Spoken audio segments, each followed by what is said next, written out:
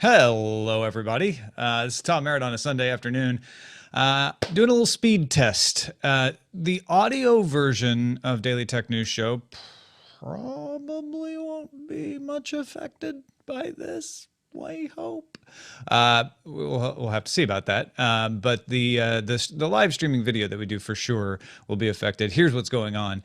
Saturday night, came back from dinner and found no internet in the house. So, rebooted the router and did all those things. Nothing was working. Called up Frontier, which recently purchased my Verizon Fios service, and turns out they could not communicate with what's called the ONT. That's the optical node where the fiber comes into the house. So they had me reboot that. Tried to reset it, tried a couple things. In fact, the guy on support line was great. He understood that I understood just enough to tell me the things that I didn't know to help troubleshoot it. And we couldn't get it going. So he put in a ticket to have somebody come out and check it. Problem is, Frontier's system couldn't give me an appointment until Tuesday. He said he would try to expedite it. Talked with some lovely Frontier folks today, and I really mean that. I'm not being facetious. They're trying their best to be helpful on the support end. Couldn't do anything for me today because there's no one in the office. So they were going to try to get somebody out Monday morning. Cross your fingers. If that doesn't work, though, backup plan for the live streaming and also to connect with my contributors, which aren't here, is this little baby, the AT&T UniteExplore. Now, I know it's kind of fuzzy there. I'm streaming off of it right now, so I can't untether it. That's as far as my USB cable goes.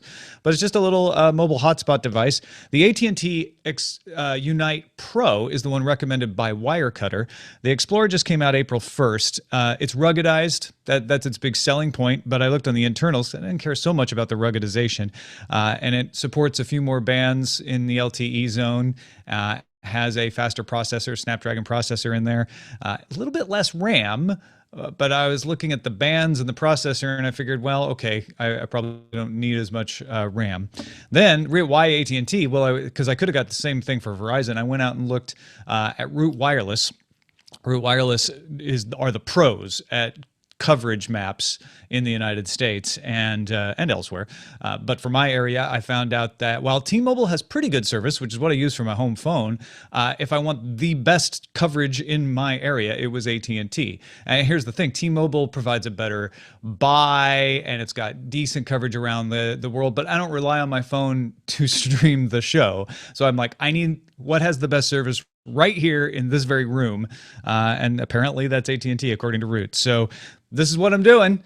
It seems to be working from this end. I'll go watch this YouTube video afterwards and you guys can tell me what you think on the other end, and cross your fingers. Hopefully we'll be able to do a show Monday and Tuesday. And actually, cross your fingers, Frontier is able to get somebody out here fast and swap out that ONT or figure out what the problem is if it's something else.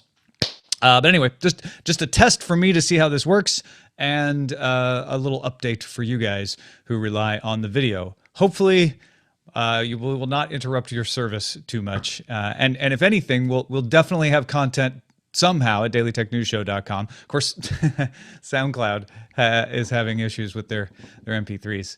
Just to pile on over the weekend. And a minor update for that, what's going on there is suddenly everything plays on SoundCloud.com, but nothing in their RSS feed will download and play. So I don't know what's going on there. We have archive.org as a backup for that.